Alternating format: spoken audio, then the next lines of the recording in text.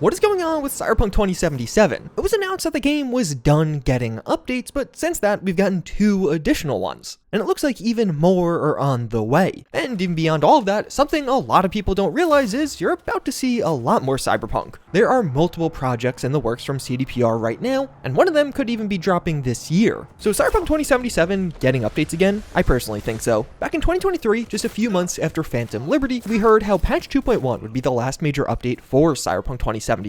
And this really wasn't left open to interpretation. It was explicitly confirmed by CDPR to IGN, but of course that ended up being a lie, as on the 4-year anniversary, Cyberpunk 2077 got the surprise patch 2.2. This brought in several new features and very notably was made by Virtuous Games, a third-party studio that CDPR contracted to work on this update. And even at the time, this rose some eyebrows. You're hiring an entirely new company to just make one update? That seems odd. But I think we have a bit of a weird situation here, in that I think, yes, Cyberpunk is going to continue getting updates, but I also don't think CDPR was lying when they said it was done getting updates. Because just a few short months after that final update statement was released, something did happen at CDPR. The CEO changed. But first, we need to talk about today's video sponsor, Hunt Showdown 1896. This game is really the extraction shooter of my dreams. It's set in 1896, so you're basically just using revolvers and lever actions, leading to intense and prolonged gunfights as you and your team hunt down local bounties. It's like all of your favorite New Vegas weapons in one place, spanning across monster-infested maps. And right now is a really special time to play because you might stumble upon a circus. Post Malone's Murder Circus event is live until February 10th. You'll find horrifying new clown enemies scattered around the map, and the circus itself has a very powerful guard. But if you do make it inside, you can spend your newly earned pledge marks to get insane upgrades, or even just leave things up to chance with the fortune teller, and this includes its insane shredder weapon, which is one of the strongest in the game. But be warned, the Murder Circus attracts a lot of attention. And with the updated battle pass, you can get an entire arsenal of clown-themed weaponry to really make your enemies feel subpar. And if that wasn't enough, you could even play as Post Malone, who himself is a massive Hunt fan. So if you're looking for an extraction shooter that genuinely feels different, check out the Hunt Showdown 1896 right now by clicking my link down below. Beginning with 2024, 2 new joint CEOs have stepped up to run the company, having now fully replaced the joint CEOs who oversaw the Cyberpunk 2077 launch. And I get the feeling this new leadership wants to take things in a slightly different direction. And I honestly think they've already explained this in some of their past earnings calls, where they do say, Night City's growing player community not only has a direct impact on our financial performance, but also bodes well for the next game in the series. I think the wording here is pretty telling. Night City's community is growing. That is a pretty specific way to talk about your 4-year-old game that is supposedly done getting content. To me, it sounds a lot more like they're viewing this as an active game, and the back half of that sentence appears to speak to their motivation here. If Cyberpunk 2077 continues to thrive, it'll mean even more players for Orion, the Cyberpunk sequel, so perhaps these new CEOs are thinking if we keep supporting this game, it'll really help with the next one. Plus, it's making them money. Ever since Edgerunner, Cyberpunk 2077's player count has remained consistently good. Before the anime, the game would regularly drop to the low teens as far as daily peak players go, occasionally hitting 11 or even 12,000 players. But after Edgerunners came out, the game barely ever drops under 20,000 players now. And since Phantom Liberty, it's consistently been above 30,000 players, with the last few months really being above 40,000. That is a ton of people playing your rather old video game, and I wouldn't be surprised if this just changed the math. It becomes a lot easier to justify more updates because so many damn people are still playing the game. And it's a new revenue stream. In a more recent earnings call, the new CEOs were asked about where revenue for 2025 and 2026 would be coming from. The next Witcher game is of course still years away, it seems. So investors were getting curious how CDPR would pay for everything, to which they do respond, "What I can say today is that the success of our business is based on longevity of our products, active franchise flywheel management, and release of new content. We expect the new 2 years to be active in all of the aforementioned areas. Some may be surprising, and I believe this is something we are good at when running our marketing campaigns." So they explicitly say that we're going to make money off the longevity of their products in 2025 and 2026. There's really only one product currently getting updates, and that's Cyberpunk 2077. This all really makes me think more content for this game did become a core part of their plan under this new leadership. And with that in mind, there is one thing that would significantly increase the longevity of Cyberpunk 2077, and that of course is mod support, which the CEOs have also commented on in the past. When it comes to any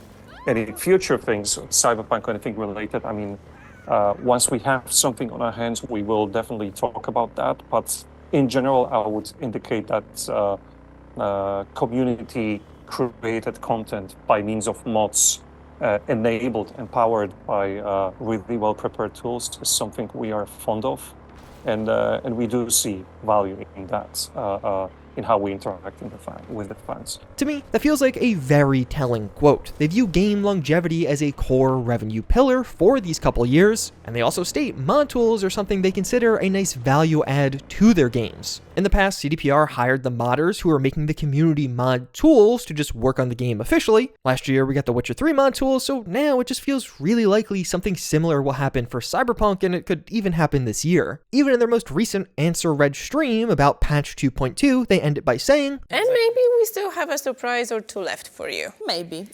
You will see soon enough. I wouldn't be shocked if that surprise is mod tools, which would fundamentally transform the modding scene. A whole host of new mods would now be possible. But I still think we could see content even beyond that. To me, a very possible future is some show tie-ins and a big mod tools update, but not much else. But while doing the research for this video and really just listening to some of those quotes from the new CEOs, I do wonder if we will start to see more regular content updates again. After patch 2.1, Pal Sasko was asking the community for further character creator requests for his own education. Pal Sasko also oversaw the team who made Update 2.2, and would presumably continue to oversee progress on an Update 2.3. So maybe it really is just for his own education, knowing what kind of features the community want added to the game, but it would also make perfect sense for more Cyberpunk 2077 updates. And at least one more definitely is coming. On SteamDB right now, we can see new branches being added to Cyberpunk and edited, but this is very specifically the Mac branch, which was promised last year. As yes, Cyberpunk 2077 is coming to Mac and will work on Apple Silicon. But of course, it could also be a general update to the game. We see the Mac branch, but this also could just be patch 2.3 or patch 2.22. And one of the really good parts about this is we're likely to be finding out answers relatively soon. The past two surprise updates with 2.2 and 2.21 dropped in between earnings calls for CDPR, but the next earnings call is scheduled for March 27th. And to me, it does feel a bit inevitable that somebody's going to ask the question, what's going on with these updates? Is Cyberpunk getting updates again? So get subscribed, because I will definitely let you know whatever they say about that, but they're also probably going to be talking about the Cyberpunk TV show, or both of them? I feel like the announcements for these completely blew up at the time, but then barely have been talked about since. But yeah, Anonymous Content is working on some kind of new live-action project with Cyberpunk. These are the people who worked on True Detective and Spotlight, so this is definitely something to get excited for. It was announced all the way back in 2023, and it's not clear if this is a movie or a TV show, and really all we've heard is that it's going to come in 2025 at the earliest. But in November of 2024, we're to get a small update on the show's status as being in the conceptual stage. I mean, the conceptual stage has various stages of advancement, so we're for sure further in than we were a year ago, but we're also not yet at a stage where we would be shopping around the concept to potential streamers or studios. I'd say it's probably a similar window between here and now as was between when we announced it about a year ago and today. So within that window, I would expect we're going to get to shopping it around. But then also, last year, Netflix announced that a new anime series would be coming that is set in Night City. We've gotten no further details on this, but from past quotes, it doesn't seem like it's Studio Trigger who made Edgerunners, and it doesn't seem like it'll be an Edgerunner Season 2. There's another one that will very likely get asked about during this upcoming earnings call, but who knows if we get answers. It seems like both of these projects could still be years away. Although if you did enjoy Edgerunners, they did just recently shadow drop a manga prequel to Edgerunners. But overall, yeah, Cyberpunk 2077 very well may be far more active in the next couple of years than many people were expecting. But I think just generally, CDPR has a lot more going on than most people think. They have a lot of projects underway right now, even beyond Orion and Polaris, the next Cyberpunk and Witcher games. They also have this Molasses Flood game that got reworked at some point and we still don't know much about. It's some kind of Witcher title that's different. There's a Witcher 1 remake still underway. There's been some talks about mobile games during past earnings call, and honestly, I think The Witcher 4 is coming even sooner than a lot of people think. CDPR has been doing shorter marketing cycles, so I wouldn't be shocked if The Witcher 4 is a 2026 title and maybe even the first half of 2026. With that said though, that's what's going on with Cyberpunk 2077.